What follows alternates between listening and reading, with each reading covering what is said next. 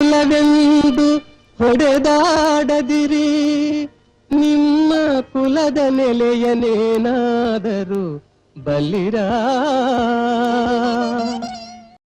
ಪೇಜಾವರ ದೀಕ್ಷೆಯ ವಿಶೇಷ ಕಾರ್ಯಕ್ರಮದ ಚರ್ಚೆಯ ಕೊನೆ ಹಂತದಲ್ಲಿ ನಮ್ಮ ಜೊತೆಗೆ ಈಗ ಡಾಕ್ಟರ್ ವ್ಯಾಸನಕೆರೆ ಪ್ರಭಂಜನಾಚಾರ್ಯ ನಮ್ಮ ಜೊತೆಗೆ ಇದ್ದಾರೆ, ಉಪನ್ಯಾಸಕರು. ಪ್ರಭಂಜನಾಚಾರ್ಯ, ಇವತ್ತು ವೈಷ್ಣವ ದೀಕ್ಷೆಯ ಪ್ರಸ್ತಾಪ ಆಗಿದೆ. ಪೇಜಾವರ ಶ್ರೀಗಳು ಹೇಳಿದ್ದಾರೆ, ಬಹುತೇಕ ನಾವು ಅದನ್ನು ಒಪ್ಪೋದಿಲ್ಲ, ಬೇಕಿದ್ರೆ ಹಾಲುಮತ ದೀಕ್ಷೆಯನ್ನು ಪಡ್ಕೊಳ್ಳಿ, ಸಮಾನತೆಯ ದೀಕ್ಷೆ ಪಡ್ಕೊಳ್ಳಿ. ಪೇಜಾವರಿಗೆ ಪ್ರಾಮಾಣಿಕತೆಯ ಈ ಒಂದು ದೀಕ್ಷೆ ಇಲ್ಲ, ಪ್ರಾಮಾಣಿಕತೆ ಇಲ್ಲ ಅದರಲ್ಲಿ ಅನ್ನುವಂಥದ್ದು ತಾವೇನು ಹೇಳ್ತೀವಿ?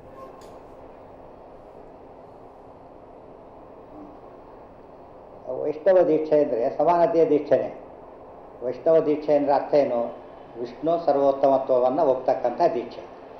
ವಿಷ್ಣು ಅಂತ ಹೇಳಿದರೆ ಭಗವಂತ ಅಂತ ಅಷ್ಟೇ ಅರ್ಥ.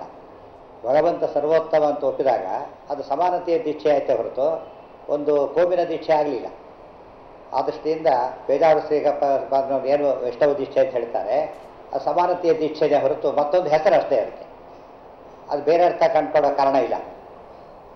ಅಂದರೆ ದೇವರು ಭಕ್ತನನ್ನು ಹುಡ್ಕೊಂಡು ಹೋಗ್ತಾ ಇದ್ದಾರೆ, ಭಕ್ತರು ದೇವರನ್ನು ಹುಡ್ಕೊಂಡು ಬರ್ತಾ ಇದ್ದಾರೆ ಅಂತ ಒಂದು ವೈರುಧ್ಯ. ಕನಕ ಕೃಷ್ಣನನ್ನು ಹುಡ್ಕೊಂಡು ಹೋಗ್ತಾರೆ, ಕುರುಬರು ವೈಷ್ಣವ ದೀಕ್ಷೆ ಹುಡ್ಕೊಂಡು ಹೋಗ್ತಾ ಇಲ್ಲ.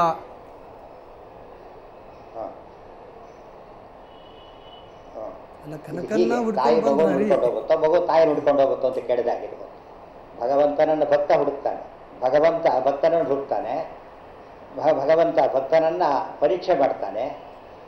ಭಕ್ತಿಯಿಂದ ಭಕ್ತನಾದವನು ಭಗವಂತನ ಕಾಣಕ್ಕೆ ಇಷ್ಟಪಡ್ತಾನೆ. ಇದು ಪರಸ್ಪರ ಸಂಬಂಧ ಇರ್ಬೋದು. ಯಾರನ್ನು ಯಾರು ಹುಡುಕ್ತಾರೆ ಅಲ್ಲ. ಮತ್ತು ದೇವರು ಎಲ್ಲ ಕಡೆ ಇರಬಹುದು, ಆದರೆ ಕರೆಕ್ಟ್ ಎಲ್ಲ ಕಡೆ ಇದೆ ಅಂತ ಹೇಳಿ ಅದನ್ನು ಉಪಯೋಗ ಮಾಡ್ಕೋಬೇಕಾದ್ರೆ ಒಂದು ಮಾರ್ಗ ಇದೆ. ಈ ದೇವಸ್ಥಾನಗಳು ಕ್ಷೇತ್ರಗಳೆಲ್ಲ ಅಂಥದ್ದು.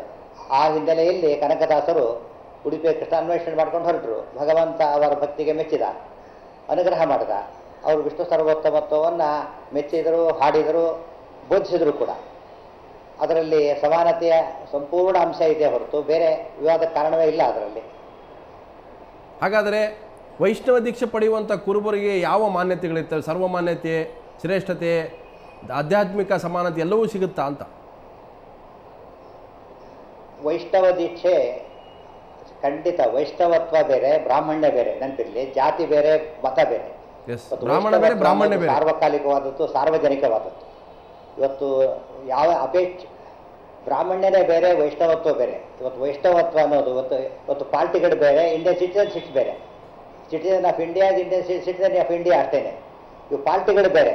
ಅದೇ ರೀತಿಯಲ್ಲಿ ಭಗವಂತನ ಭಕ್ತರಾಗಿ ಪ್ರತಿಯೊಬ್ಬರೂ ಸಹ ಭಗವಂತನಿಗೆ ಪ್ರಿಯರೇ. ವೈಷ್ಣವರಾಗಲಿಕ್ಕೆ ಜಗತ್ತಿನಲ್ಲಿ ಎಲ್ಲರೂ ಅರ್ಹರು. ಸ್ವಾತಂತ್ರ್ಯ ಇಷ್ಟಪಟ್ಟ ಯಾರೂ ವೈಷ್ಣವರಾಗಬಹುದು ಮತ್ತು ಇಷ್ಟಪಟ್ಟ ಯಾರಿಗೂ ವೈಷ್ಣವ ದೀಕ್ಷೆ ಕೊಡಬಹುದು ಕೂಡ. ಆದ್ದರಿಂದ ಅದು ಸಮಾನತೆಯ ನಿಜವಾದ ರೂಪನೇ ಅದು. ಭಗವಂತ ವಿಷ್ಣು ಭಗವಂತ ಅಂತ ಹೇಳಿದಾಗ ಭಗವಂತನ ಭಕ್ತರು ನಾವು. ಮತ್ತು ನೀವು ಯಾವುದೇ ಪಾರ್ಟಿ ಇದ್ರು ಕೂಡ ಆ ಮುಖ್ಯಮಂತ್ರಿ ರಾಜ್ಯಕ್ಕೆ ಮುಖ್ಯಮಂತ್ರಿ. ಸರ್, ನೀವು ಕನಕದಾಸರು ವೈಷ್ಣವ ದೀಕ್ಷಾ ತಗೊಂಡಿದ್ರು ಮತ್ತು ಈ ಮಾಧವ ಪರಂಪರೆ ಒಳಪಟ್ಟಿದ್ರು ಅಂತ ಹೇಳುವಾಗ ಕನಕದಾಸರು ಒಳಗಡೆ ಕುಡಿಸುವಂಥ ವ್ಯವಸ್ಥೆ ಮಾಡ್ಬೋದಾಗಿತ್ತಲ್ಲ? ಶ್ರೀಕೃಷ್ಣನ ಮಗ್ಗಲಿಗೆ ಕುದಿಸ್ಕೊಂಡು ಆತನ ಪೂಜೆ ಆರಾಧನೆ ಮಾಡ್ಬೋದಾಗಿತ್ತಲ್ಲ?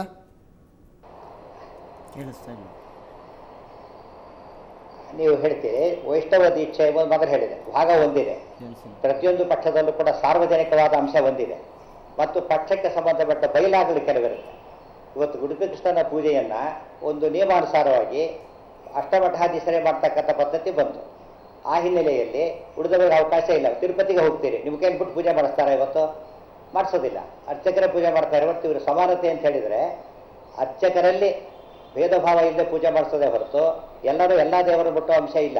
ನೀವು ಪಾಂಡುರಂಗರಿಗೆ ಹೋಗ್ತೀರಿ, ಪಂಢರಪುರಕ್ಕೆ ಹೋಗ್ತೀರಿ, ಎಲ್ಲರೂ ಬಿಟ್ಟಬಹುದಲ್ಲಿ. ಅಲ್ಲಿ ಪದ್ಧತಿ ಹಾಗೇ ಇದೆ. ನಾವು ತಿರುಪತಿಗೆ ಹೋದಾಗ ಆ ಪದ್ಧತಿ ಅನುಸರಣೆ ಮಾಡ್ತೇವೆ, ಪಂಢರಪುರಕ್ಕೆ ಹೋದಾಗ ಆ ಪದ್ಧತಿ ಅನುಸರಣೆ ಮಾಡ್ತೇವೆ. ಉಡುಪಿಯಲ್ಲಿ ಇನ್ನೂ ವಿಶಿಷ್ಟ ಸಂಪ್ರದಾಯ ಇದೆ. ಅಷ್ಟಮಠಾಧೀಶರಾಗಬೇಕು, ಯತಿಗಳೇ ಆಗಬೇಕು, ಬಾಲ ಸನ್ಯಾಸಿಗಳೇ ಆಗಬೇಕು, ಆ ವಿಧಿ ಇದೆ. ಆದ್ದರಿಂದಾಗಿಯೇ ಕನಕದಾಸರಿಗೆ ಅವಕಾಶ ಸಿಗಲಿಲ್ಲ ಅಂತ ಹೇಳಿದ್ರೆ ಅದು ಕಡಿಮೆ ಅಲ್ಲ. ಅದು ಅದಕ್ಕೆ ಒಂದು ನಿಯಮಕ್ಕೆ ಒಂದು ಬದ್ಧತೆನೇ ಹೊರತು ಅದು ಸಮಾನತೆಯ ತಾರತಮ್ಯ ಅಲ್ಲ. ನಮ್ಮ ಜೊತೆ ಕಾಗಿನೆಲೆ ಶ್ರೀಗಳ ನಿರಂಜನೇಂದ್ರ ಪುರಿಗಳಿದ್ದಾರೆ. ಶ್ರೀಗಳು ತಾವು ಹೇಳಿರ್ತಕ್ಕಂಥ ಆಹ್ವಾನವನ್ನು ಕೂಡ ಪೇಜಾವರ ಶ್ರೀಗಳು ಒಪ್ಪಿಲ್ಲ. ನಾನು ಹಾಲು ಮತಕ್ಕೆ ಸೇರಿಲ್ಲ, ಬೇಕಿದ್ರೆ ಅವರು ಕನಕನ ವಿಷ್ಣುವಿನ ಗುಲಾಮರಾಗಲಿ, ಆದರೆ ನಾನು ಹಾಲು ಮತದ ಅನುಯಾಯಿ ಅಲ್ಲ ಅನ್ನುವಂಥ ಮಾತನ್ನ ಪೇಜಾವರ ಶ್ರೀಗಳು ಹೇಳಿದ್ದಾರೆ. ಹೂಗಾರವರೇ, ಈ ದೇಶದಲ್ಲಿ ಬಾಳುವಂತಹ ಪ್ರತಿಯೊಬ್ಬ ವ್ಯಕ್ತಿಗೆ ತನ್ನದೇ ಆದಂತಹ 3 ದೇವತೆಗಳನ್ನ ಆರಾಧನೆ ಮಾಡ್ತಾನವ.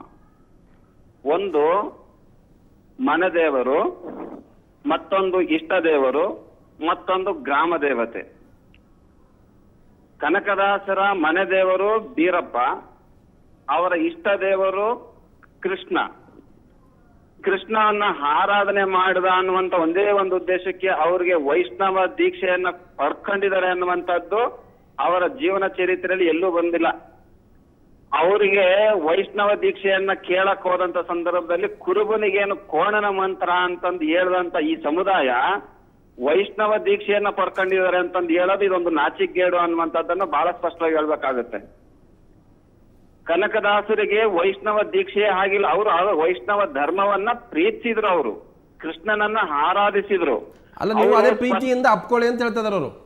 ಅದನ್ನೇ ಕನಕದಾಸರ ಪ್ರೀತಿ ಅಂತ ತೋರಿದ್ರು, ನೀವು ಅದೇ ಪ್ರೀತಿಯಿಂದ ಅಪ್ಕೊಂಡ್ರೆ ನಾವು ನಿಮ್ಗೆ ಆ ದೀಕ್ಷೆಯನ್ನ ಕೊಡಕ್ ರೆಡಿ ಇದೀವಿ, ಸಂಸ್ಕಾರವಂತರಾಗಿ. ಮಲತಾಯಿ ಧೋರಣೆ ಮಾಡ್ತಾ ಇದಾರಲ್ಲ, ಮಲತಾಯಿ ಧೋರಣೆ ಮಾಡಿದ್ರೆ ಯಾರ್ ತಾನೇ ಹೋಗಿ ಅವ್ರಿಗೆ ಪ್ರೀತಿಯಿಂದ ಅಪ್ಕೊಳಕ್ ಆಗುತ್ತೆ? ವಂಚನೆ ಅವರು ಮಾಡ್ತಾರೆ. ಸ್ಪಷ್ಟವಾಗಿ ಹೇಳ್ತಾರೆ, ಏನಂತ ಹೇಳ್ತಾರಂದ್ರೆ, ಪಟ್ಟ ನಾಮವ ಬೆಳೆದು ಪಾತ್ರೆ ಕೈಯಲ್ಲಿ ಪಿಡಿದು ಗುಟ್ಟಿನಲ್ಲಿ ಜಪಿಸುವ ಗುರುತನರಿಯದೆ ಕೆಟ್ಟ ಕೂಗನು ಕೂಗಿ ಹೊಟ್ಟೆಯನ್ನು ಹೊರಬಂತಹ ಪಟ್ಟ ಗುಡುಮಗಳೆಲ್ಲರೂ ಪರಮ ವೈಷ್ಣವರೇ ಅಂತಂದು ಪ್ರಶ್ನೆಯನ್ನ ಹಾಕ್ತಾರೆ ಅವರು. ತಪ್ಪು ಅಂತ ಹೇಳ್ತಾರೆ. ಹಾಗಾಗಿ ಇಂತಹ ಪ್ರಶ್ನೆಗಳನ್ನ ಹಲವಾರು ಸಮುದಾಯಕ್ಕೆ ಹಾಕೊಂಬಂದಂತಹ ಒಬ್ಬ ಕನಕದಾಸರಿಗೆ ಒಂದು ವೈಷ್ಣವ ಪಂಥಕ್ಕೆ ಸೇರಿಸುವಂತದ್ದು ಒಂದು ಪರಮ ಅಪರಾಧ ಅನ್ನುವಂಥದ್ದನ್ನ ಬಹಳ ಸ್ಪಷ್ಟವಾಗಿ ಹೇಳ್ಬೇಕಾಗುತ್ತೆ ಅನ್ನುವಂಥದ್ದು ಹೂಗಾರ. ಅಲ್ಲ, ಇನ್ನೊಂದು ಶ್ರೀಗಳ ಒಂದು ಸಣ್ಣದಾಗಿ ಹಾಲು ಮತ ಅಂತ ಹೇಳೋದೇ ಆದ್ರೆ ಕನಕ ಪೀಠವನ್ನ ಬೇಡ, ಹಾಲು ಮತ ಮಾಡ್ಕೊಳ್ಳಿ, ಕನಕ ಪೀಠಕ್ಕೆ ಇವ್ರಿಗೆ ಸಂಬಂಧ ಇಲ್ಲ ಅನ್ನುವಂತ ಮಾತನ್ನು ಕೂಡ ಶ್ರೀಗಳು ಹೇಳಿದ್ದಾರೆ. ಅದು ಅವರಿಗೆ ಅವಶ್ಯಕತೆ ಇಲ್ಲದೆ ಇರತಕ್ಕಂತ ಪ್ರಶ್ನೆ. ಕನಕದಾಸರು ಹಾಲುಮತ ಸಮುದಾಯದಲ್ಲಿ ಹುಟ್ಟಿದಂತ ಒಬ್ಬ ಶ್ರೇಷ್ಠ ದಾರ್ಶನಿಕ ಆಗಿರ್ತಕ್ಕಂಥದ್ದು. ನಾವು ಕನಕದಾಸರನ್ನ ತತ್ವ ಆದರ್ಶಗಳನ್ನ ಅಳವಡಿಸ್ಕೊಂಡು ಇವತ್ತು ಕನಕರ ಚಿಂತನೆಯನ್ನ ಇವತ್ತು ನಾವು ಸಮುದಾಯಕ್ಕೆ ತಿಳಿಸುವಂತ ವ್ಯವಸ್ಥೆಯನ್ನು ನಾವು ಮಾಡ್ತಾ ಇದೀವಿ. ಕನಕ ಪೀಠವನ್ನ ಕಟ್ಕೊಂಡು ಆಲಮತ ಪೀಠವನ್ನ ನೀವು ಕನಕ ಅನ್ಯಾಯ ಆಗ್ಲಿಲ್ಲ ಅಂದ್ರೆ ಆಲಮತ ಪೀಠವನ್ನ ಮಾಡ್ಕೊಡ್ರಿ ಅನ್ನುವಂತಹ ಮಾತಿದೆಯಲ್ಲ, ಇದು ಬಹುಶಃ ಇದು ಯಾವುದೋ ಒಂದು ರಾಜಕೀಯ ಪ್ರೇರಿತವಾದಂತಹ ಮಾತನ್ನ ಸಮುದಾಯನ ಒಡೆದು ಆಳುವಂತಹ ನೀತಿಯನ್ನ ಬಹಳ ಸ್ಪಷ್ಟವಾಗಿ ಉಡುಪಿ ಶ್ರೀಗಳು ಹೇಳ್ತಾ ಇದಾರೆ ಅನ್ನುವಂಥದ್ದು ಇವತ್ತು ಸಮುದಾಯ ಅರ್ಥ ಮಾಡ್ಕೋಬೇಕಾಗುತ್ತೆ ಅನ್ನುವಂಥದ್ದು ಹೂಗಾರ್ ಅವರೇ. ಎಸ್, ಶ್ರೀಗಳ ಧನ್ಯವಾದ. ನಮ್ಮ ಜೊತೆ ಗುಲ್ಬರ್ಗದಿಂದ ಲೇಖಕರು ಸಾಹಿತಿಗಳಾದಂಥ ಪ್ರೊಫೆಸರ್ ಬಸವರಾಜ್ ಸಬರದ್ ಇದ್ದಾರೆ. ಸಬರದರ ಚರ್ಚೆಯನ್ನು ನೋಡ್ತಾ ಇದ್ರೆ ಬಹುತೇಕ ಈ ಒಂದು ಧಾರ್ಮಿಕ ಸಂಘರ್ಷದ ಅಂತಿಮ ಘಟ್ಟನ ಇದು. ಯಾಕಂತ ಅನೇಕ ಬಾರಿ ಅನೇಕ ಸಮುದಾಯಗಳು ನಮಗೆ ಧಾರ್ಮಿಕ ಸಮಾನತೆ ಕೊಡಿ, ನಮಗೆ ಒಂದು ಸಮಾನತೆ ಕೊಡಿ ಅಂತ ಹೇಳ್ತಾ ಇದ್ರು, ಆ ಸಂದರ್ಭ ಸಿಗಲಿಲ್ಲ. ಈಗ ನಾವು ಕೊಡ್ತಾ ಇದೀವಿ ಅನ್ನುವಂಥ ಒಂದು ಆಹ್ವಾನ ಬರ್ತಾ ಇದೆ, ಏನಂತೀರಿ? ನಮ್ಮ ಸ್ನೇಹಿತರಾಗಿರ್ತಕ್ಕಂಥ ಈ ಸುವರ್ಣ ನ್ಯೂಸ್ ಗೆಳೆಯರಿಗೆಲ್ಲ ನಾನು ಅಭಿನಂದನೆ ಹೇಳ್ತೀನಿ. ಮೊದಲದಾಗಿ ಇವತ್ತು ನಮ್ಮ ಹೂಗಾರ್ ಅವರು ಒಳ್ಳೆ ಚರ್ಚೆಯನ್ನು ಆರಂಭಿಸಿದ್ದಾರೆ. ಇವತ್ತು ದೀಕ್ಷೆ ಕೊಡಬೇಕಾಗಿರೋದು ಕುರುಬರಿಗೆಲ್ಲ, ಪೇಜಾವರ ಸ್ವಾಮಿಗೆ ದೀಕ್ಷೆ ಕೊಡಬೇಕಾಗಿದೆ ಕುರುಬರ್ಲಿಂದ. ಯಾಕಂತಂದರೆ ಕುರುಬ ಸಂಸ್ಕೃತಿ ರೇವಣ ಸಿದ್ಧ ಸಂಸ್ಕೃತಿ, ಶಿವ ಸಂಸ್ಕೃತಿ, ಅದು ಸಮಾನತೆಯ ಸಂಸ್ಕೃತಿ. ಪೇಜಾವರರು ಕೊಡ್ತಕ್ಕಂಥ ವೈಷ್ಣವ ದೀಕ್ಷೆ ಅಸಮಾನತೆಯ ಸಂಸ್ಕೃತಿ, ಚಾತುರ್ವರ್ಣ ಸಂಸ್ಕೃತಿ, ಭೇದ ಸಂಸ್ಕೃತಿ. ಅದಕ್ಕೆ ನಿಜವಾಗಿಯೂ ಪೇಜಾವರವ್ರಿಗೆ ಏನಾರ ಜ್ಞಾನೋದಯ ಆದರೆ ಅವರು ಕುರುಬರ್ಲಿಂದ ದೀಕ್ಷೆ ತಗೋಬೇಕೆ ಹೊರತಾಗಿ ಅವ್ರಿಗೆ ದೀಕ್ಷೆ ಕೊಡುವಂಥ ಅಧಿಕಾರ ಅವ್ರಿಗೆ ಇಲ್ಲವೇ ಇಲ್ಲ. ಇವತ್ತು ರಾಜಕೀಯ ಮಾಡ್ತಾ ಇದ್ದಾರೆ ಪೇಜಾವರ ಸ್ವಾಮಿಗಳು. ಇವತ್ತು ಸಿದ್ದರಾಮಯ್ಯನವರು ಮುಖ್ಯಮಂತ್ರಿ ಆಗಿದ್ದಾರೆ ಅಂದ ತಕ್ಷಣ ಕುರುಬರಿಗೆ ನಾನು ದೀಕ್ಷೆ ಕೊಡ್ತೀನಿ, ಇನ್ನೊಬ್ಬರು ಮುಖ್ಯಮಂತ್ರಿ ಆದ ತಕ್ಷಣ ಅವ್ರಿಗೆ ದೀಕ್ಷೆ ಕೊಡ್ತೀನಿ. ಯಾರ್ರೀ ನೀವು ದೀಕ್ಷೆ ಕೊಡೋರು? ನಿಮ್ಮನ್ನು ದೀಕ್ಷೆ ಕೇಳೋರು ಯಾರ್ರೀ?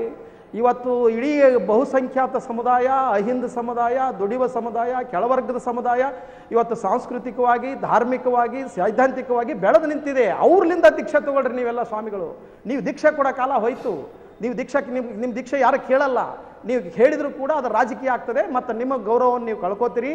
ಚಾತುರ್ವರ್ಣ ವ್ಯವಸ್ಥೆಯನ್ನು ಒಪ್ಪಿಕೊಂಡು ಅತ್ಯಂತ ಸಮಾನತೆಯ ಧರ್ಮ, ಅತ್ಯಂತ ದುಡಿಯುವ ವರ್ಗದ ಧರ್ಮ, ಅತ್ಯಂತ ಸಾಂಸ್ಕೃತಿಕವಾಗಿ ಶ್ರೀಮಂತಿರ್ತಕ್ಕಂಥ ಒಂದು ಸಮುದಾಯ, ಒಂದು ಜನಾಂಗಕ್ಕೆ ನೀವು ದೀಕ್ಷೆ ಕೊಡೋರು ಯಾರ್ರೀ ಅಂತ ಹೇಳಿ ನನ್ನ ಪ್ರಶ್ನೆ ಇದೆ. ಹರಿದಾಸ್ ಭಟ್ರೆ, ನಾವು ಬಹಳ ಆರೋಗ್ಯಪೂರ್ಣವಾಗಿ, ಸಮಾನವಾಗಿ ಸಂಸ್ಕೃತಿ, ಪರಂಪರೆ, ವಿಚಾರಗಳ ಮೂಲಕ ಬದುಕ್ತಾ ಇದ್ವಿ.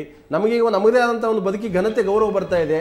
ಹೀಗಿರುವಾಗ ಮತ್ತೆ ಕುಗ್ಗಿಸುವಂಥ ಪ್ರಯತ್ನ ಯಾರು ನೀವು ದೀಕ್ಷೆ ಕೊಡೋಕ್ಕೆ? ಇದು ಕುಗ್ಗಿಸುವ ಪ್ರಯತ್ನ ಅಲ್ಲ. ಒಂದು ಅರ್ಥದಲ್ಲಿ ನಮ್ಮಲ್ಲಿ ಸಾಮಾಜಿಕ ಸಾಮರಸ್ಯ ಎಷ್ಟು ಮುಖ್ಯವೋ ಮನುಷ್ಯ ಜೀವನದಲ್ಲಿ ಆತ್ಮೋದ್ಧಾರವೂ ಮುಖ್ಯ.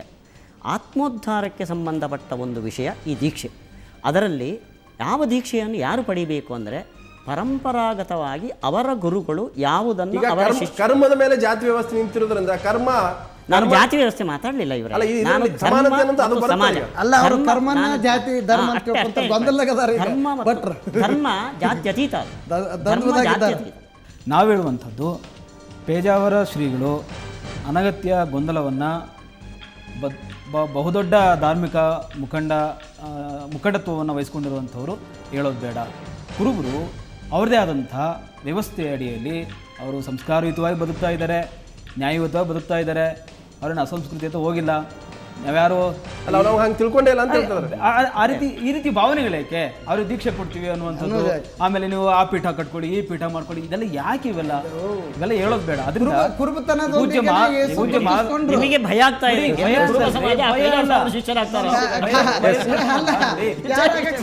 ನಾವು ಕನಕನ ಅಮೀನ್ ಮಠ್ ಅವರೇ, ಇದು ಭೌತಿಕವಾದಂಥ ಒಂದು ಧಾರ್ಮಿಕ ತಂತ್ರ ಅನ್ನುವಂಥದ್ದು ಕೂಡ ಚರ್ಚೆಗೆ ಬರ್ತಾ ಇದೆ. ನನಗೆ ಆಶ್ಚರ್ಯ ಆಗ್ತಾ ಇರೋದು, ಪೇಜಾವರ ಸ್ವಾಮೀಜಿಗಳು ಬಹಳಷ್ಟು ಮುಂದೆ ಬಂದಿದ್ರು ಈ ಧಾರ್ಮಿಕ ಸುಧಾರಣೆ ಹಾದಿಯಲ್ಲಿ. ಅವರು ಮತ್ತೆ ಹಿಂದೆ ಯಾಕೆ ಹೋಗ್ತಾ ಇದ್ದಾರೆ ಅಂತ ಹೋಗಬಾರ್ದು. ಇಡೀ ಹಿಂದೂ ಧರ್ಮದ ಬಗ್ಗೆ ಮಾತಾಡಿದವರು ಇವತ್ತು ವೈಷ್ಣವ ಪಂಥದ ಬಗ್ಗೆ ಮಾತಾಡ್ತಾ ಇದ್ದಾರೆ. ಸೆಲೆಕ್ಟಿವ್ ಆಗಿದ್ದಾರೆ. ಮತ್ತೆ ಅವರು ಕುಬ್ಜರಾಗ್ತಾ ಇದ್ದಾರೆ. ನಾವು ಅವರನ್ನು ಇನ್ನೂ ಎತ್ತರದ ಸ್ಥಾನದಲ್ಲಿ ನೋಡ್ಲಿಕ್ಕೆ, ಅವರು ಯಾವತ್ತು ಈ ಮಠದ ಬಂಧನದಿಂದಲೇ ಹೊರಗೆ ಬಂದು ಇಡೀ ಸಮಗ್ರ ಹಿಂದೂ ಧರ್ಮದ ಸುಧಾರಣೆಗೆ ಇನ್ನೊಂದು ವಿವೇಕಾನಂದರಾಗ್ತಾರೆ ಅಂತ ಅವರು ಶಿಷ್ಯರು ಹೇಳ್ತಾ ಇದ್ರು. ನಾವು ಆ ಪಾತ್ರವನ್ನು ನಿರೀಕ್ಷೆ ಮಾಡ್ತಾ ಇದ್ದೇವೆ. ಅವರು ಮತ್ತೆ ಹಿಂದಕ್ಕೆ ಹೋಗಿ ವೈಷ್ಣವ ಪಂಥದ ಬಗ್ಗೆ, ಅದರ ಪಾರಮ್ಯದ ಬಗ್ಗೆ ಮಾತಾಡ್ತಾ ಇರೋದಿದೆಯಲ್ಲ, ಇದು ನಮಗೆ ನಿರಾಶೆ. ನಾನು ಪ್ರಪಂಚ ಕೊನೆಯದಾಗಿ ನಿಮ್ಮ ಪ್ರತಿಕ್ರಿಯೆ ತೊಗೊಳ್ತೇನೆ. ಪೇಜಾವರ ಶ್ರೀಗಳು ಇಡೀ ಹಿಂದೂ ಸಮಾಜದ ಏಕತೆಯ ನಾಯಕತ್ವ ವಹಿಸ್ಕೋಬೇಕಾಗಿತ್ತು, ಬದಲಾಗಿ ವೈಷ್ಣವಕ್ಕೆ ಸೀಮಿತ ಯಾಕೆ ಆಗ್ತಾ ಇದ್ದಾರೆ ಅಂತ ಪ್ರಶ್ನೆ ಇದೆ. ತಮ್ಮ ಪ್ರತಿಕ್ರಿಯೆ ತೊಂದಿಗೆ ನಾನು ಕಾರ್ಯಕ್ರಮ ಮುಗಿಸ್ತೀನಿ, ದಯಮಾಡಿ ಹೇಳಿ.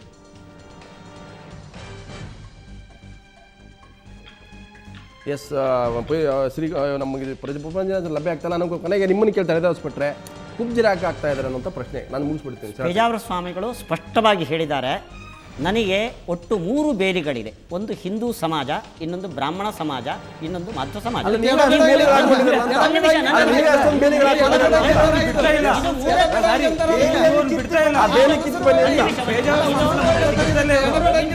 ಮೂರು ಸಮಾಜದ ಬಾಧ್ಯತೆ ನನಗಿದೆ. ಆ ಕಡೆನೂ ಇದ್ದಾರೆ, ಈ ಕಡೆನೂ ಇದ್ದಾರೆ. ಇದು ಚರ್ಚೆ ಅಲ್ಲ, ಖಂಡಿತವಾಗಿ ಕೂಡ ಈ ಚರ್ಚೆ ನಿಲ್ಲೋದಿಲ್ಲ. ಬಹಳಷ್ಟು ಚರ್ಚೆ ಆಗುತ್ತೆ ಖಂಡಿತವಾಗೂ. ಎಸ್, ಆ ಸಂಘರ್ಷ ಒಂದು ಮಂಥನ ಆಗಿದೆ. ಒಂದಂತೂ ಸ್ಪಷ್ಟ, ಈ ಒಂದು ಪೇಜಾವರ ಶ್ರೀಗಳ ಒಂದು ಹೇಳಿಕೆ ಏನಿದೆ, ವೈಷ್ಣವ ದೀಕ್ಷೆ ಬಹುತೇಕ ಪರವಿರೋಧ ಚರ್ಚೆ ಆದರೂ ಕೂಡ ಹಾಲು ಮತ ನಾವು ಒಪ್ಪೋದಿಲ್ಲ ಅನ್ನುವಂಥ ಮಾತು ಹೇಳ್ತಾರೆ. ಪೇಜಾವರ ನಾನು ಹಾಲು ಮತಕ್ಕೆ ಸೇರಿ ನಾನೇಕೆ ಹಾಲು ಮತ ದೀಕ್ಷೆ ತಗೊಳ್ಳುವಂಥದ್ದು ಬಹುತೇಕ ಈ ಒಂದು ಚರ್ಚೆ ಆರೋಗ್ಯಪೂರ್ಣವಾಗಿ ನಡೀಬೇಕು ಅನ್ನುವಂಥದ್ದೇ ಈ ಒಂದು ಚರ್ಚೆ ಉದ್ದೇಶ. ಇದು ಇವತ್ತಿನ ವಿಶೇಷ. ನೇರ ದಿಟ್ಟ ಜನತರ ಸುದ್ದಿ ನೋಡ್ತಾರೆ. ಸ್ವರ್ಣ